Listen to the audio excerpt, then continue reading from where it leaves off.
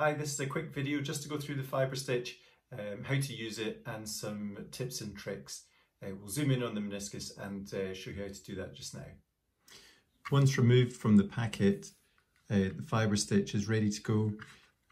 You have the wheel, the depth gauge, which we'll go through in a minute, and the trocar, which is curved, which also has a graduated tip. You can see it already loaded and ready to go with the first stitch. First thing to identify and be aware of is the depth that you want to insert your needle. It's set at 18mm initially out of the packet.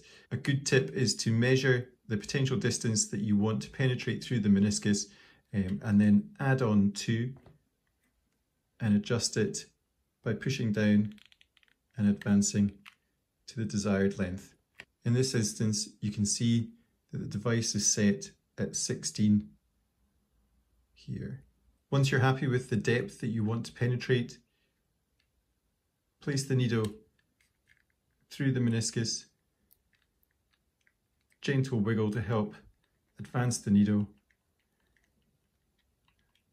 And in this model, you can see it penetrate the posterior capsule. Once the device is through the posterior capsule, we then want to rotate all the way back until you feel a click,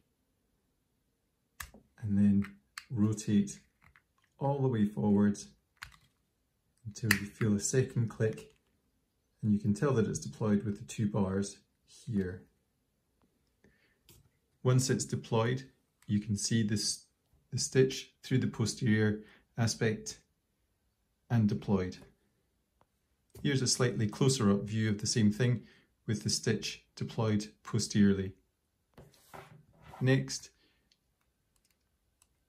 you bring the needle back through into the joint, leaving the FibreStich posteriorly,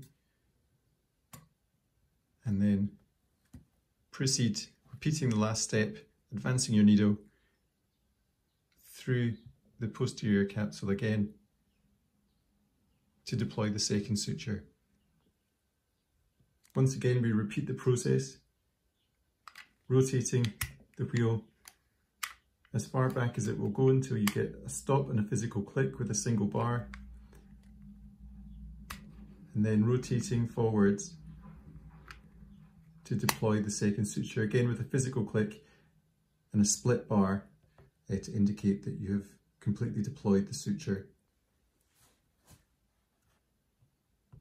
Moving back to the model, and you can see the posterior capsule, the second FibreStich implant deployed. You simply, again, remove the needle into the joint,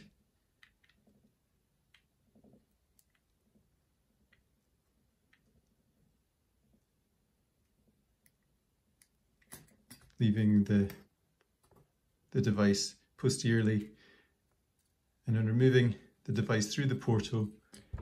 Once the device and needle have been removed from the portal, you're left with your mattress suture that's going to close down initially the meniscal pathology, a second loop, and a single suture.